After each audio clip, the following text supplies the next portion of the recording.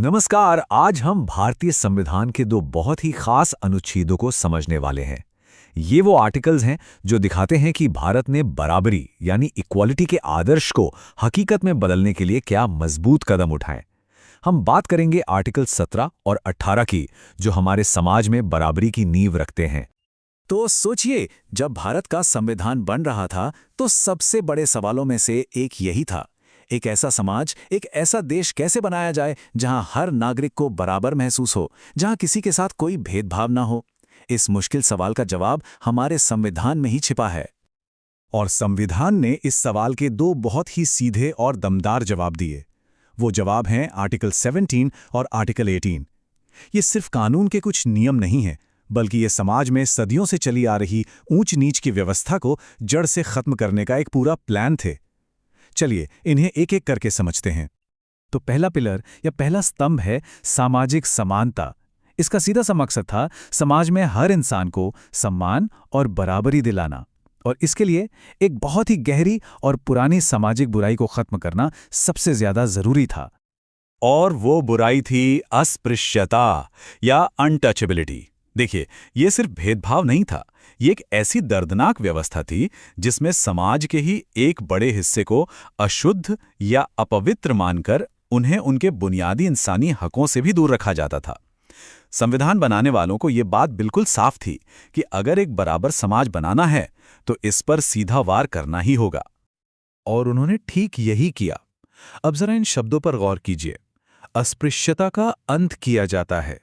ये कोई सलाह नहीं है, कोई गुजारिश नहीं है, ये एक फाइनल फैसला है। इन शब्दों में एक जबरदस्त ताकत है जो ये ऐलान करती है कि अब नए भारत में इस प्रथा के लिए बिल्कुल कोई जगह नहीं है। लेकिन बात यहीं खत्म नहीं हुई। संविधान बनाने वाले जानते थे कि सिर्फ ऐलान कर देने से काम नहीं चलेगा। इसलिए उन्होंने ये पक्का किया कि इस ऐलान के पीछे कानून की पूरी ताकत हो। जैसा कि यहां साफ लिखा है, अस्पृश्यता के आधार पर किसी भी तरह का भेदभाव करना या किसी को किसी चीज से रोकना अब एक कानूनी जुर्म होगा जिसकी सजा मिलेगी। मतलब अब यह सिर्फ एक सामाजिक बुराई नहीं बल्कि एक अपराध है। तो ये तो हुई सामाजिक बराबरी की बात। अब चलिए दूसरे स्तंभ की तरफ चलते हैं। सामाजिक ऊंच नीच को खत्म करने के बाद संविधान का अगला लक्ष्य था ये पक्का करना कि खुद सरकार या राज्य किसी को कोई खास दर्जा देकर एक नई तरह की असमानता पैदा न करे। और यहीं पे आता है आर्टिकल 18। इसका सिद्धांत बहुत सरल है। कानून की नज़र में, देश की नज़र में सभी नागरिक एक बराबर हैं। किसी को राजा, महाराजा, राय बहादुर या सर जैसी कोई उपाधि या टाइटल नहीं दिया जाएगा जिससे वो दूसरों से ऊंचा लगे। हाँ, इसमें दो चीज़ों को छूट दी गई हैं, सेना और शिक्षा। जैसे परमवीर चक्र या किसी को डॉक्टरेट की उपाधि मिलती है। ऐसा क्यों? क्योंकि ये टाइटल्स किसी को जन्म से नहीं मिलते, बल्कि लोग इन्हें अपनी मेहनत और काबिलियत से कमाते हैं। तो आर्टिकल 18 कुछ बहुत ही साफ सुथरे नियम बनाता है। पहला, भारत का कोई भी नागरिक किसी दूसरे देश से कोई टाइटल स्वीकार नहीं कर सकता। दूसरा, अगर कोई विदेशी व्यक्ति भारत सरकार के लिए काम कर रहा है तो वो भी किसी दूसरे देश से कोई टाइटल बिना हमारे राष्ट्रपति की इजाज़त के नहीं ले सकता। और तीसरा, जो कि बहुत ज़रूरी है, सरकार के किसी भी पद पर बैठा कोई भी व्यक्ति किसी दूसरे देश से कोई भी तोहफा या पद राष्ट्रपति की सहमति के बिना नहीं ले सकता। ये सारे नियम इसलिए हैं ताकि कोई बाहरी ताकत हमारे देश में असर न डाल सके और सभी नागरिकों की बराबरी बनी रहे। तो इन दोनों आर्टिकल्स का हमारे आज के भारतीय समाज पर क्या असर हुआ है? चलिए इस संवैधानिक आदर्श और जमीनी हकीकत के बीच के रिश्ते को थोड़ा समझते हैं।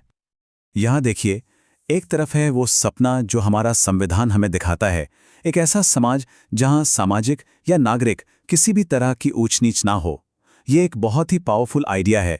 लेकिन दूसरी तरफ है ज़मीनी हकीकत, जहां इन सिद्धांतों को पूरी तरह से लागू करने और अपनाने का संघर्ष आज भी चल रहा है।